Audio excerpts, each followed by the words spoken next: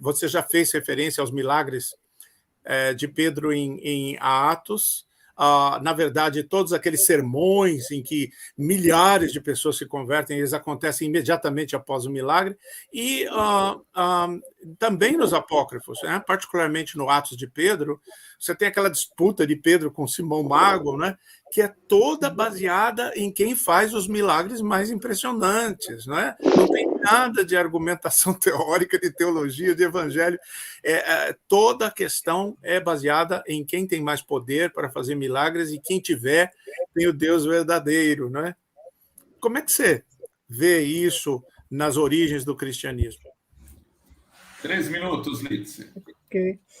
Eu acho interessante que a gente vê não só nos atos apócrifos que vão aparecer, nos atos apóstolos, que está na Bíblia mesmo, eles têm a referência mesmo a milagres sendo feitos por Pedro e Paulo, não, até mesmo sem a presença deles, né, com a sombra e com o lenço. Então, isso eu acho interessante, que isso acabou gerando, inclusive, muitas práticas que ainda se faz hoje em muitas igrejas, principalmente pentecostais, da questão do lenço ungido, o lenço que faz milagres. Né? Isso vem daí da Bíblia de Atos e Pedro, né? Essa história toda.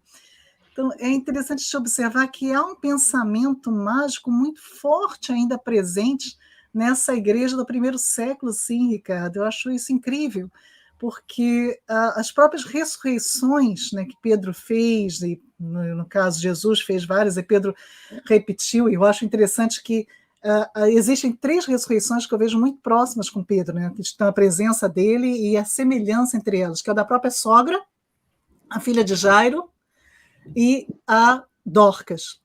As 3, se lidas juntas, você percebe que tem semelhanças muito grandes.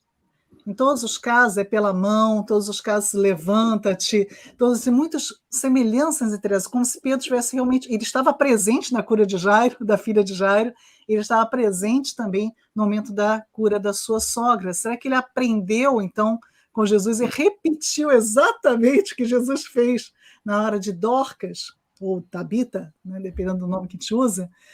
Então, o próprio Pedro segue, digamos assim, um manual, vamos falar entre aspas, de cura de Jesus. E era comum, era frequente essa ideia de seguir o manual. No próprio livro de Atos, há várias tentativas, né, de seguir também os discípulos, feito para aqueles que não são do meio cristão, mas tentando fazer milagres, seguindo o manual dos discípulos, em nome de Jesus, e assim por diante. E essa ideia, então, mágica de que existe uma palavra mágica, em nome de Jesus, existe uma forma mágica de agir, isso era muito frequente e, provavelmente, isso se perpetuou até mesmo nos textos apócrifos. No texto de Atos, de Pedro, né, que você citou bem, Ricardo, vale a pena ler, até de curiosidade, quem nunca leu, buscar, tentar ler.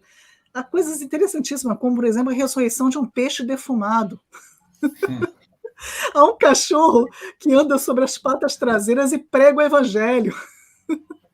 Há essa disputa com Simão Mágico.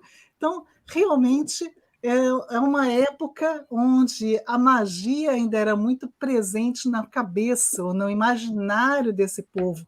Ainda havia muita dificuldade de separar o que era milagre e o que era magia, com certeza.